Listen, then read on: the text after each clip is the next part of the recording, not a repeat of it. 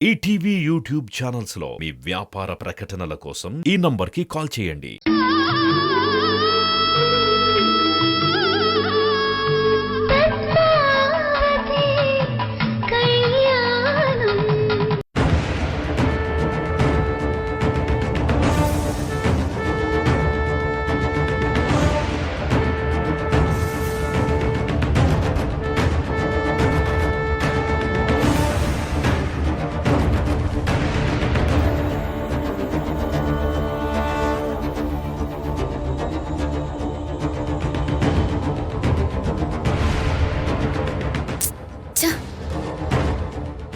నేను వేసిన ప్లాన్కి ఈ పాటికే యుద్ధం జరుగుతుంది అని ఆశపడ్డాను. కాని అలాంటి పరిస్థితే కనిపించట్లేదు. వంశీ వచ్చాడు, ఏదో చిన్న గొడవ చేసి వెళ్ళిపోయాడు. మళ్ళీ ఎలాంటి రియాక్షన్ లేదేంటి? కొంపదీసి వంశీ కోపం చల్లారిపోయి ఉంటుందా? ఆహా, లేదు. అలా చల్లారితే వీళ్ల మీద నా పగ తీరదు. పోస్తాను. వంశీ ఆవేశం పెరిగి ఈ ఇంటిని అల్లకల్లోలం చేసేలా ఇంకాస్త పెట్రోల్ పోసి ఈ కుటుంబం మీదికి ఉసగొలుపుతా. ఎస్.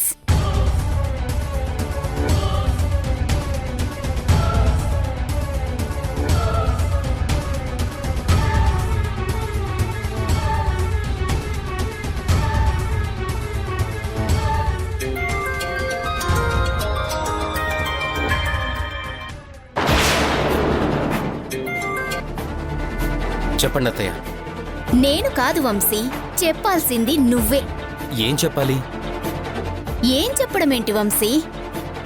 మహాలక్ష్మి ఇంట్లో నువ్వు పెనుగాలి సృష్టించి సుడిగుండంగా మారుస్తావు అనుకుంటే ఇలా పిల్లగాలి లాంటి చిన్న గొడవతోనే సరిపెట్టుకున్నావేంటి? నేను వాళ్ళ గురించి ఆలోచిస్తున్నాను అత్తయ్య. అవకాశం రానివ్వు, అప్పుడు ఆడుకుంటాను. అయ్యో వంశీ, నువ్వు మరీ ఇంత అమాయకుడు అనుకోలేదు. అవకాశాలు ఎప్పటికీ రావు వంశీ. మనం కావాలనుకున్నప్పుడు మనమే వాటిని సృష్టించుకోవాలి.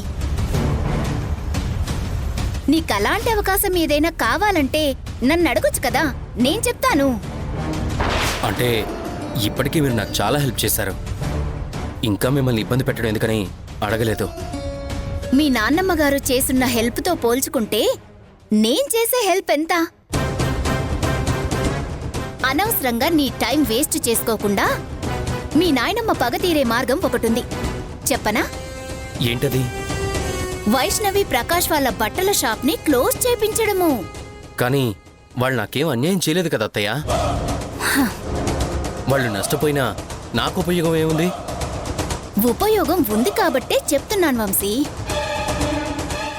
ఆ కేశవ బావగారికి తన తమ్ముళ్ళంటే ప్రాణము.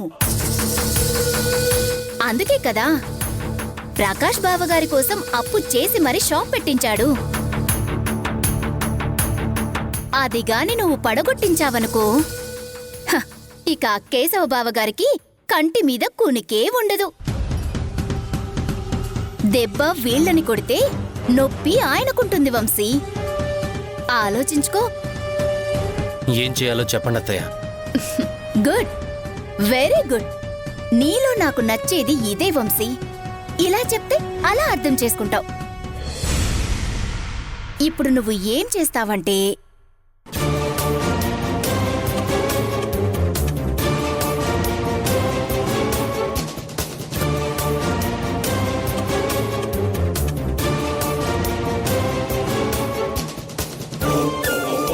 అది విషయం. అర్థమైంది కదా? క్లియర్గా అర్థమైంది అత్తయ్య. ఇప్పుడు చూడండి నేనేం చేస్తాను. Okay Vamshi, all the very best. ఉంటాను, బాయ్.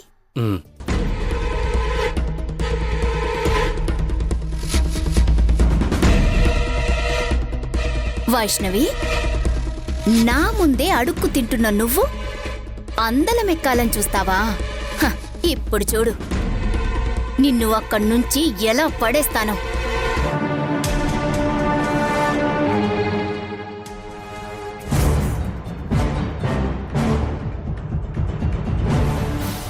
ఎన్నిసార్లు ఫోన్ చేసినా కలవట్లేదేంటి?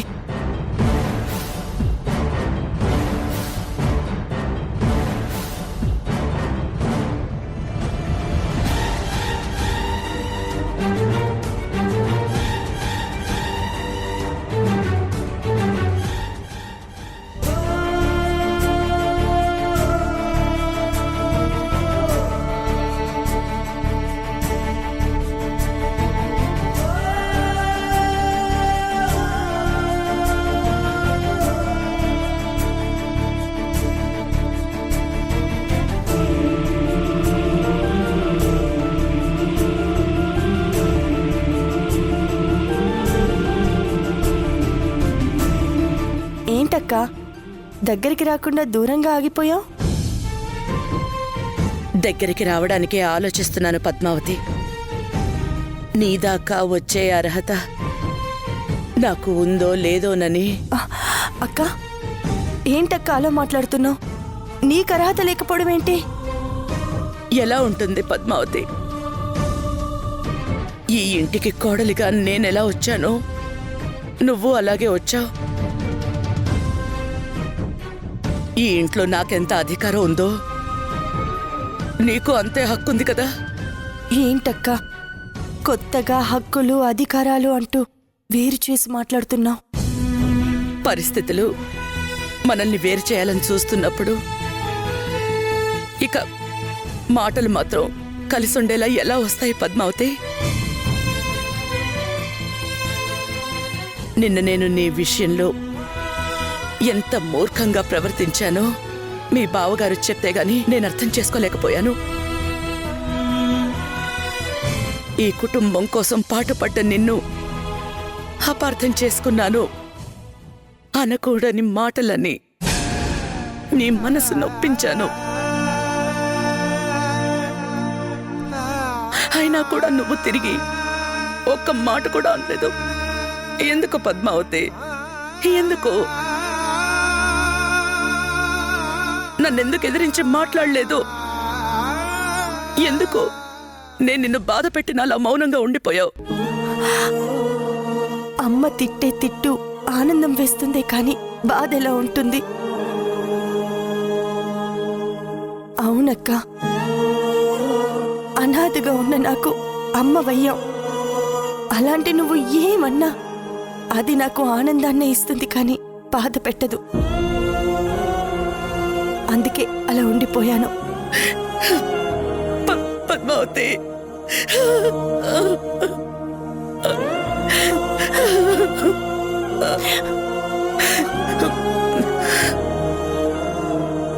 ఇంత గొప్ప మనసున్న నిన్ను అర్థం చేసుకోలేకపోయాను. నన్ను క్షమించు పద్మావతి. ఏంటక్క ఇది? నువ్వు నన్ను క్షమాపణ అడగటం ఏంటి? వద్దక్క, ఇంకెప్పుడు ఇలా అడగొద్దు. నువ్వు అక్క స్థానంలో ఉన్న అమ్మవి.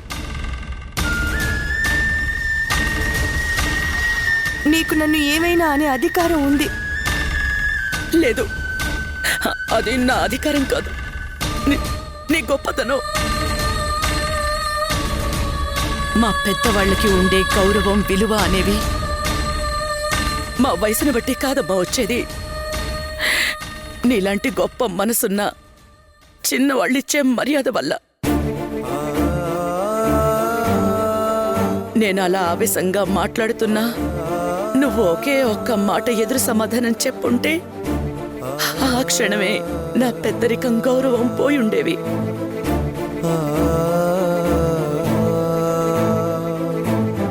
కానీ నువ్వు అలా చేయకుండా ఓపిగ్గా ఉండగలిగావు. నిజంగా నువ్వు చాలా గొప్పదానివి. ఏంటక్క?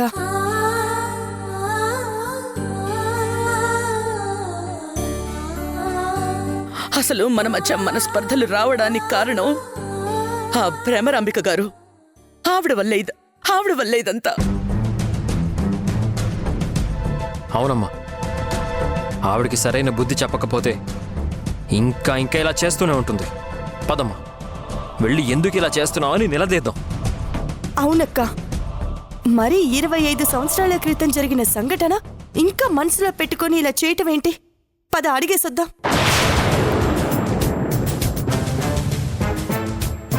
వద్దు పద్మావతి,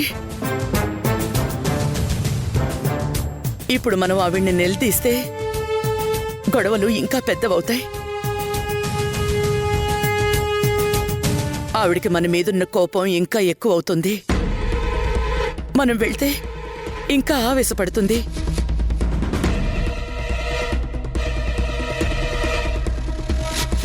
మనం ఇలా కలిసి ఉండగలిగితే తను మనల్ని ఏమీ చేయలేదు. ప్రస్తుతం దీని గురించి ఆలోచించడం మానేసి మీ మధ్య జరగాల్సిన కార్యం గురించి ఆలోచించండి.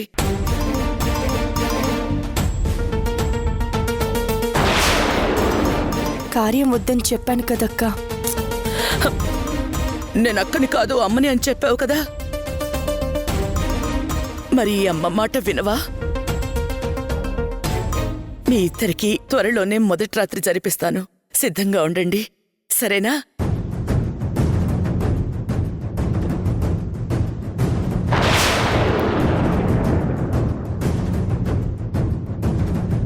మొదటి రాత్రి జరిపిస్తావా?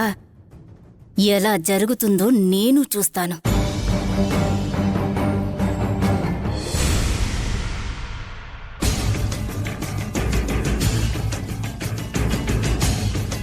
కొంప తీసి వంశీ నిజంగానే ఎవరినైనా తీసుకొస్తాడా?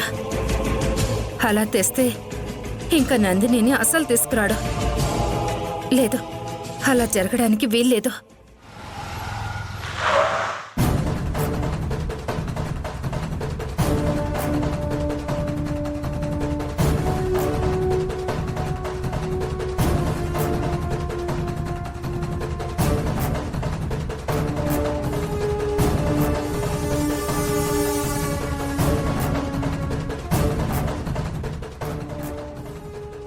ఏంటి అలా చూస్తున్నావమ్మా?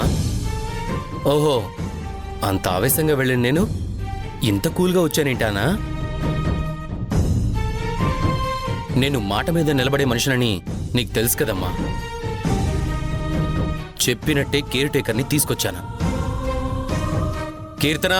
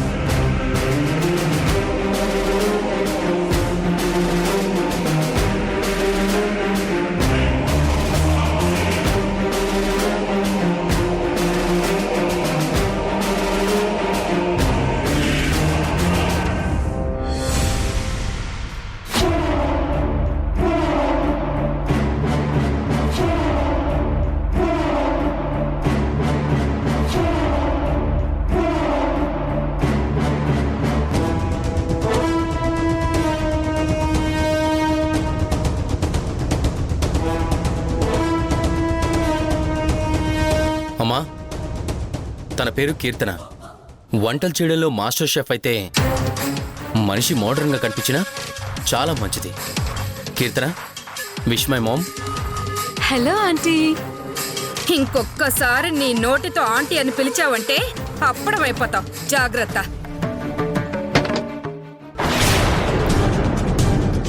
What is this Vamshi? This is not fair. ఇది నాకు ఇన్వైటింగ్ గా లేదు, ఇన్సల్టింగ్ గా ఉంది. I can't stay here. Sorry. Hey Keerthana, Keerthana please Keerthana, just wait. మా అమ్మ కొంచెం అప్సెట్గా ఉంది. She's in a bad mood. You don't worry. అమ్మకి నేను నచ్చ చెప్తాను, సరేనా? Okay, let's go.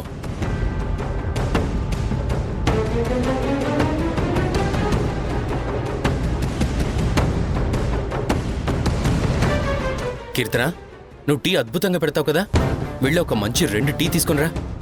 నీ చేతి టీ తాగితే మా అమ్మ కోపం ఇట్టే ఎగిరిపోతుంది, ఓకేనా?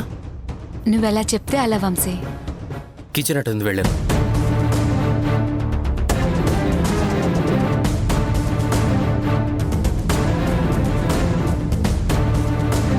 రే, అసలేం చేస్తున్నావురా నువ్వు?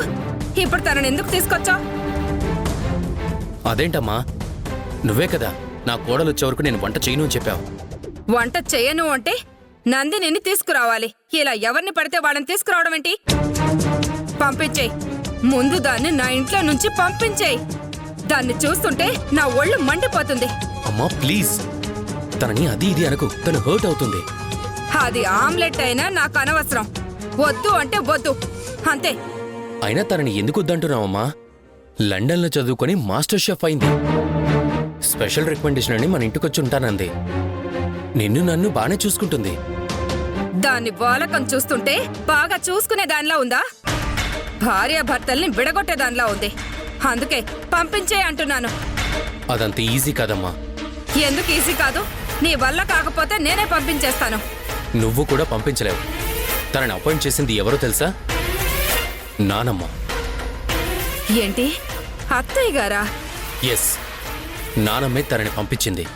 నీకు ఇష్టం ఉన్నా లేకపోయినా భరించడమే తప్ప పంపించడం కుదరదు.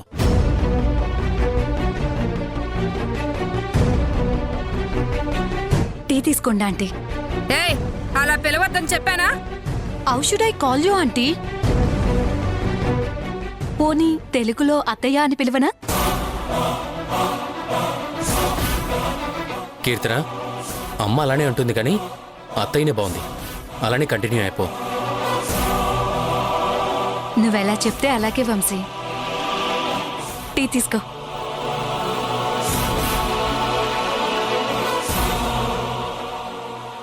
అబ్బబ్బబ్బబ్బా, ఇలాంటి టీ నా జీవితంలో నేను ఇప్పటివరకు తాగలేదు తెలుసా?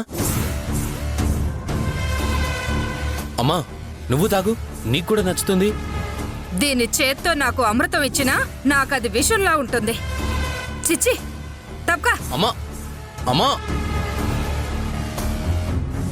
ఏం పర్లేదత్తయ్య, నేనొచ్చిన పని అయ్యేంత వరకు నువ్వెన్ని అవమానాలు చేసినా ఓపిగ్గా భరిస్తాను. కీర్తన, ఐ ఓకే? ఆ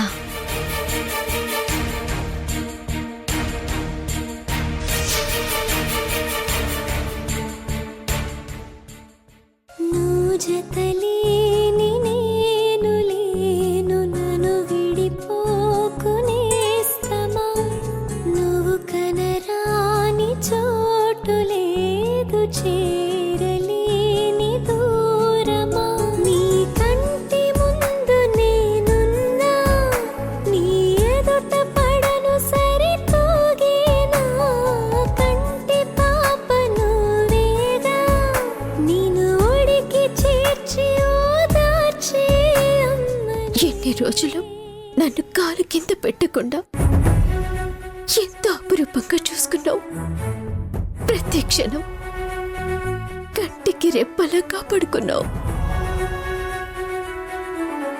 ఆకాశమంతా ప్రేమని చూపించావు. మరి ఇప్పుడు ఆ ప్రేమంతా ఏమైంది వంశీ? ఆ కేరింగ్ అంతా ఎక్కడికి వెళ్ళింది? ఎందుకు నిన్ను పట్టించుకోవట్లేదు? ఎందుకని నువ్వు నా కోసం రావట్లేదు?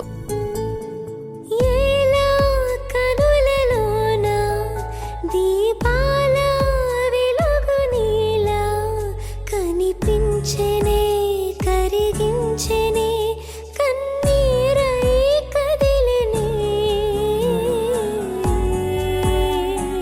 సాగే పయనమంతా ఆగే చెలిమి చెంత, దరి చేర్చదే వెలివేయదే, వేదనలే మిగిలిలే. నీకెన్నిసార్లు చెప్పినా వినవా? నీకోసం రాని వంశీ గురించి ఎందుకు నందిని నువ్వు అంత బాధపడుతున్నావు? తను రియలైజ్ అయ్యేంత వరకు నీకోసం రాడు అని చెప్పాను కదా. ఎడారిలో అయినా వెతికితే నీళ్లు దొరుకుతాయేమో కానీ ఎండమావిలో ఎప్పటికీ దొరకవు. ఇప్పుడు వంశీ కూడా ఆ ఎండమావి లాంటి వాడే. అనవసరంగా నీ కన్నీళ్ళని వృధా చేసుకోకు. ఇదిగో ఈ పాలు తాగు. ఈ పాలకి బదులుగా కొంచెం విషం ఉంటే ఇస్తావా ప్లీజ్? ఎలా బతకడం నా వల్ల కావట్లేదు పద్మావతి. నందిని, పిచ్చి పిచ్చిగా మాట్లాడుకో. అనవసరమైన జ్ఞాపకాల్ని గుర్తు చేసుకొని బాధపడకుండా ముందు ఈ పాలు తాగు. తాగు.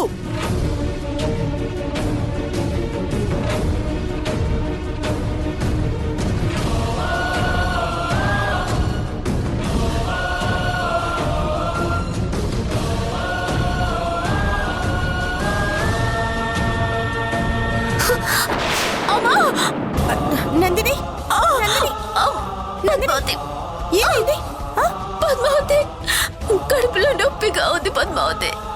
నా వల్ల కావట్లేదు. అమ్మా ఆదిత్య, ఆదిత్య, అమ్మా.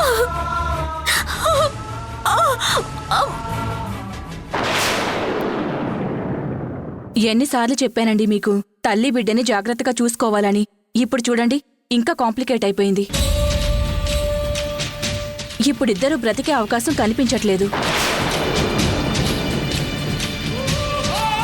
ఏంటి డాక్టర్ గారు మీరనేది?